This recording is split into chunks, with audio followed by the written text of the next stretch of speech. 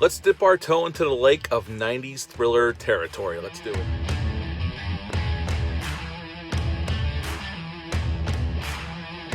Hey, welcome back to my channel. Hope everyone is doing well out there. And today we're back at it. And coming up, I have Lone Wolf McQuaid this week and maybe a Cobra Kai all 3 seasons review coming up. But we're going to start taking steps down the road on 90s thriller territory. We're going to talk about The Crush today. I have The Hand That Rocks the Cradle coming up over the coming weeks, Pacific Heights, Wild Things, and maybe another one. We'll see. But also on the canon front, we're going to do Messenger of Death, Assassination. I'm also going to do The Mechanic, which isn't a canon film, but it's a really, really good Charles Bronson film from the 70s. Yes, they remade it with Jason Statham. I realize that, but we'll do the original Mechanic. But today we're talking about The Crush. This film was released April 2nd of 1993. It's rated R. It's an hour and 29 minutes long, had a budget of $6 million, and upon release it made 13.6. So this was not a huge hit. It did make a little bit of money, but it wasn't a huge hit. Now, this film was written and directed by Alan Shapiro. This is his first theatrical film, I believe. He did some TV work, but this is his first theatrical film. And it's actually based on actual events that happened to him. Matter of fact, Darian is actually the name of the girl that he had problems with. He had rented a guest house from this couple in L.A. when he first moved to Hollywood, and she became infatuated with him, and he had some issues. So he based the script on that scenario. Obviously, this film takes it even further, but yes, he based this on actual events that happened to him. Now, in this film, we have Cary Elwes as Nick, and by this point, Cary Elwes had been around for a little while.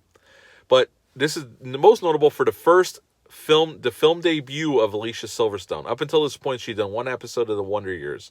So this was her first film. And she was 15. She turned 16 during the production of this film. Although in the film, she's 14. Jennifer Rubin plays Amy. She's a photographer. Nick is a reporter for this magazine. This is why he moved to Seattle to begin with.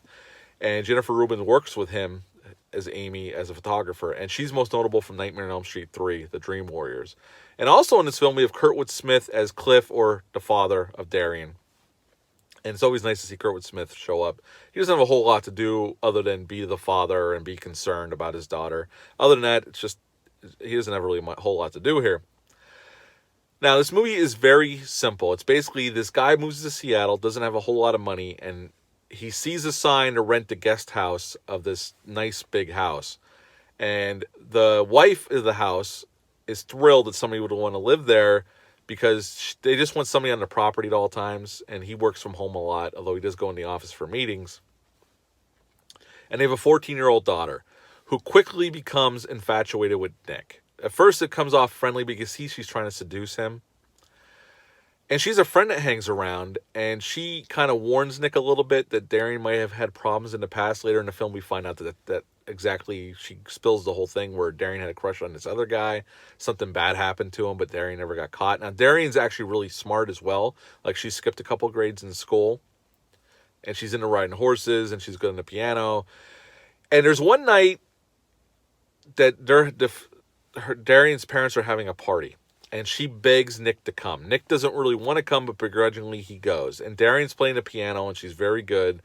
And Nick's kind of mingling with the different partygoers. And Darian talks him into taking her for a ride in his car. He's a 68, I can't remember the name of the car. It's kind of like a classic car. And he takes her down to this spot. And they end up making out for 10 seconds in a very uncomfortable scene. Because you know going in that he's 28 and she's only 14. So you kind of get the creepy factor, and Nick realizes what's going on and pushes her away and says, okay, we got to go home. He takes her home, and she continues with the advances on Nick. But by this point, he has his sense about him, and he's like, no, we can only be friends. We cannot, I'm not in love with you. I'll be your friend, but that's all it can be. And Darian gets pissed at this. She does not like this. And then Amy starts hanging around because her and Nick kind of start getting romantically involved, and this pisses Darian off to no end. And some weird things start to happen. She carves cocksucker on the hood of his car after he got it painted. And then one of the more intense scenes is when Amy has a dark room at her apartment because she's a photographer. And she goes in to start developing photos. And Darian, we don't see her, but she unleashes these hornets in the dark room, and Amy gets hurt and has to go to the hospital. And then she sets Nick up for a sexual assault, even going extreme. Like, I don't want to give it away here. You'll have to see it. And I don't know, but So he gets taken in for questioning, and then her parents take her out of town so Nick can go get his stuff out of the house. And this is where we have our final confrontation with Darian. Darian's friend shows up and tells Nick, "I know you didn't do it." She elaborates more on Darian's had problems in the past with men who she's become infatuated with, and bad things happen, but she never gets caught. So I know you didn't do anything. And then they go into the house, and this plot point, her father had restored this carousel in the attic of the house. Now, this makes no sense why he'd put it up there, because I doubt the floors could hold that kind of weight. Maybe I'm thinking probably a little bit too much about it. But he hoped that Darian would be into it, but she never was. So it kind of just became his project to tinker with on weekends. And that's where we have our final showdown. Darian tied up her friend up in the attic and is planning on killing her, I guess. And Nick shows up to try to save her friend, and there's a battle. Her father shows up thinking Nick's trying to hurt his daughter. So they wrestle around, and Darian knocks her father out, and then Nick finally punches Darian, knocks her out. And at the end of the film, we see that Nick moves, and him and Amy are together now. And then Darian's in this institution where she's kind of she's learning from like schoolwork, but she's also going for therapy. And we think she's getting better, but at the end we realize she's a crush on her doctor, and that she hasn't changed. She's just putting on a front. And they hint at a sequel that never happened, and that is The Crush. Now, I remember seeing this film. I remember renting it from the video store back in the early 90s, well, about a year after this came out.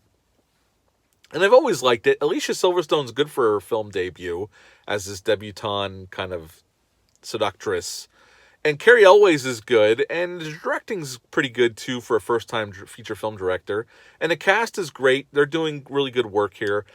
It's just a simple thriller about a young girl who becomes obsessed with this older guy. And he gives in to the advances for a little bit in a very creepy, uncomfortable scene. And then when he gets his wits about him, that's when shit gets really crazy. Darian takes it up a notch. A few notches on the crazy meter. I like this film. It's a simple thriller. It's not the best thriller from the 90s. I think some of the ones I'm going to do coming up are better. But I've always enjoyed this. It's the first time I've seen it in a while. I probably haven't seen this movie in probably 10 years. So last night when I watched it was the first time I've seen it in a long time. I bought Scream Factory has a Blu-ray out. It's how I watched it. And there's some nice little interviews with Kurtwood Smith and Jennifer Rubin on it. And they still tell some interesting stories about time on set. They said it was a pretty laid-back set. Everybody was nice. You know, they had problems with the rain up in Vancouver where they shot it. But overall, it was a very happy set. Everybody kind of got along. Alicia Silverstone turned 16 on set during the film. Obviously, she was playing 2 years younger, but she was young enough to pull it off, obviously. Now, on the Blu-ray, which this is how long I haven't seen this film. Now, Alan Shapiro based this on some events that happened to him when he was younger. And the girl's name was Darian in real life. On this version of the film, and through research, the name has been dubbed, and it's very apparent during the film. Every time somebody goes to say Darian, it's changed to Adrian, and it sounds nothing like the actor. It's bad. Like, the studio did a terrible job. I guess they didn't want to pay the actors for coming in to redub their lines. But it's so apparent and jaw-dropping how bad the dubbing is. It's throughout the whole film. Every time they say her name, to change it from Darian to Adrian, because I guess the writer director was sued by the real girl, so the studio had to go back and change the name, and they dubbed it. It's bad. It's really bad. It actually takes you out of the film for a second. It's jarring when it happens, but that's why it's different in the film. Her name originally was Darian, but in the film now, if you watch it, it's Adrian, and that's why, because there was a lawsuit involved, and that's why they had to dub it. So if you ever watch it on Blu-ray or see it on TV, it's actually jarring at first. Actually, I never really got used to it because the dubbing is so bad. It sounds nothing like the actors, and it's throughout the whole film. It's bad. They did a horrible job on it. But actually, another little trivia, Reese Witherspoon was up for this role, and they took Alicia Silverstone over Reese Witherspoon. But that's about it for The Crush. I would give The Crush a 7 out of 10. It's a decent little thriller. I like it. All the actors are doing good work. It's short. It's only an hour and 29 minutes long. So I'd recommend the film on that. It's not the greatest thriller of the 90s, but it's a fun one. 7 out of 10 for The Crush. Have you ever seen The Crush? Leave a comment down below. Let me know. Hit the thumbs up. Hit the subscribe button. Share this video. I greatly appreciate it. I will be back later in the week with Lone Wolf McQuaid. Until then, I'll see you next time. Thanks. Bye.